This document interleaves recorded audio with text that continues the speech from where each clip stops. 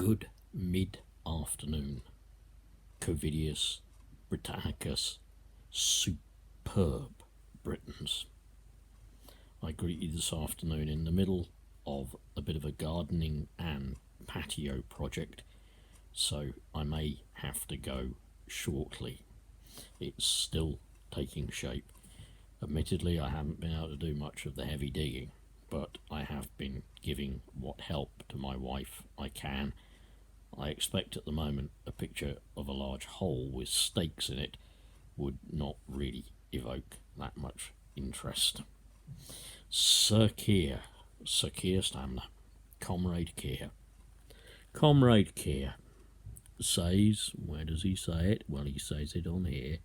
You may recognise this statue. It's now in the harbour at Bristol, from what people have said, probably doing the breaststroke, and quite nice to see a foot on top of it. Yeah, notice that foot though is not on the statue's necks. Yeah, but Sir Keir says to tear down Colston's statue in Bristol was completely wrong. But, he adds, it should have gone long ago. Interesting that, isn't it? Do you remember after the Second World War, as part of a process of a denazification, I believe it was called, if you study the history, yeah, they took down statues of Adolf Hitler, Heinrich Himmler, the architect of the Holocaust.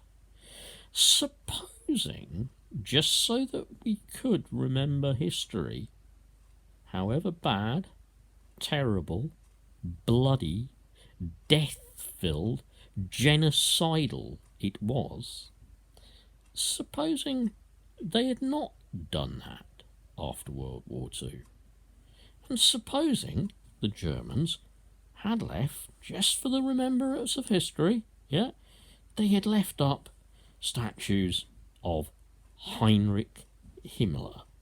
Yeah, dear old Uncle Heinrich. Supposing they'd left those up so that every Jewish person on their way to work in the Reconstruction years of the late 40s, 50s, 60s and 70s, every Jewish person, every Gypsy person, every Polish person, every sick and disabled person, every mentally ill person, everybody who had somehow come about managed to make it through the war, and perhaps were the children of people who suffered in the concentration camps and were in many cases murdered in them.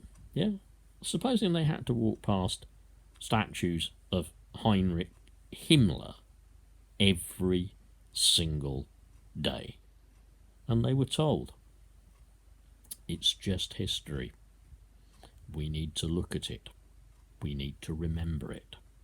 Do you know, one of the nicest things that I have seen symbolically is that this man, or his statue, is now deep under water. The other thing I want you to know is that not only did they throw thousands of slaves off the off the stern of slavers to drown while still weighted down with chains because either they couldn't feed them or the ship was too heavy. Yeah. Not only that, I don't want you just to know that. I want you to know that the slave merchants, the slave transporters, were compensated for their slaves by the British government. Yeah. So, what can we read you quote-wise on this? Well, not much really more to say quote-wise on this, but I would say to you, if you were a black person, bearing in mind our niece is part Jamaican, And every time you went to work or walked around the city of Bristol, you had to see that statue of a man who was part of the slave trade and got very, very rich through the slave trade. How would you feel about that? If you were a black person living in America and you were in the deep south of America, how would you feel about statues to Confederate generals outside your high school if you were a black person? How would you feel about that? How would you feel about Texans celebrating their Confederate heroes? Just tell me, how would you feel about that? Yeah? How would you feel? Bit of history, really. Not so much history, more stuff that is already going on in one way or another against the lives of black people. Support Black Lives Matter, absolutely. I think it was an incredible thing to see. And Keir, I don't agree with you. Yeah, I expected it was the kind of thing that you would say. Listen a little bit more to what Diane Abbott is saying about this. But, you know, Diane Abbott's a bit left-wing, isn't she? Now, COVIDians, you will shortly be back working because today apparently only 55 people have died as a result of COVID. Only 55. Don't believe a single bloody word of it. But when you get back to work, you can all be socially distanced in COVID-safe places of work. So remember, sit next to your computer, be in your call centre with all the other call centre workers, taking loads of calls. As you talk, the droplets coming out of your mouth, but you can still be socially distanced. You can work side by side with somebody. You can even turn your call centre screens and seats back to back. Yeah, and of course that greatly lessens your risk. You can mark out 2 metre distances on the floor. Yeah, but tell me, I really need to know, how do you stop the air conditioning transmitting droplets from your speech? Because that's going to happen all the time. Even if you sneeze and you catch it, yeah, some of those droplets will still become airborne and transmitting them all around the room. Yeah? How are you going to do that? How is that going to even be socially distance safe? Yeah? Tell me also, you might go, well, just open a window. So you're on the 87th floor of a building and you plan to open a window. How's that going to work? How's that going to work? Tell me, when it's a COVID-safe workplace, please do remember, as with everything, even in the Act, it says, where practicable. There's the get out clause. Where practicable. Yeah?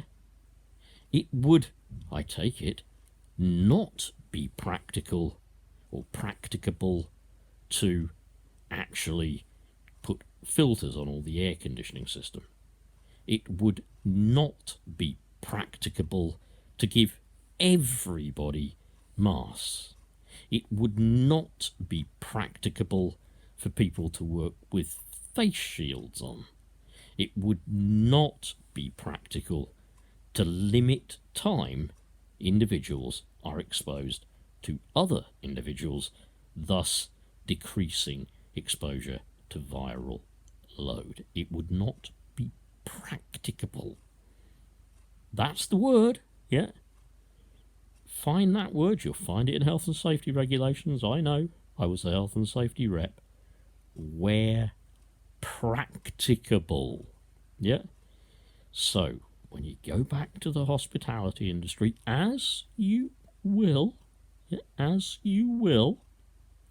And when you were told, actually, come on,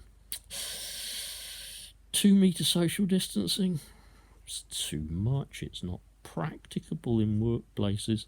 So you go back into your workplace, you're packed in there, even in a bar or a restaurant with loads of other people all packed in nice and tightly together. I know first it's going to be outside, but you're all going to be packed in like sardines. And when you say, well, I don't think this is a COVID safe working environment, and I think you should, provide more to make it COVID safe, the government and your employer are going to say, sorry, not practicable. Yeah. While, of course, your bosses and directors work from inside their country home, their mansion, in Boris's case, probably Chequers. Yeah. Whereas you lot are going to be sent back, and you are going to be told, yeah, it's all safe. But they're not going to tell you about the where practicable. Yeah? Some lives matter, other lives don't matter. Some billionaires are desperate for you to make them more billions, and therefore your life doesn't matter. Some shop owners are desperate to pack the shops with customers. A lot of people close together, confined space, exchanging potentially virus-ridden air and particulates. Yeah, but those sales are coming up, aren't they, in the fashion industry? They're coming up in the electronics industry. There's going to be big after lockdown sales, and they're going to want to jam them in. Tell me, how are we going to have a socially distanced Black Friday when you're all out there and buy, consume? How are we going to do that? Yeah. Will we just lift it for Black Friday? Perhaps we should just, Black Friday, we're entitled to one. Lift everything. Yeah. Herd immunity by other means, COVIDians. Don't trust the government. They lie. And the major killing fields, obviously still, are old people's homes, care homes, and places like that. They are still, they always will. Nothing will change. These bastards will put profit before your life.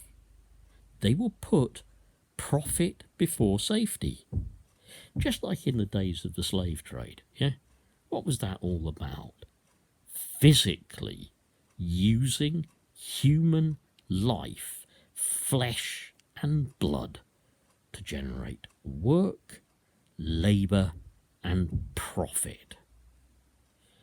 Those are the kind of people, I'm not saying obviously they're slave traders, of course not, but they have that same view that life is cheap, but money is eternal.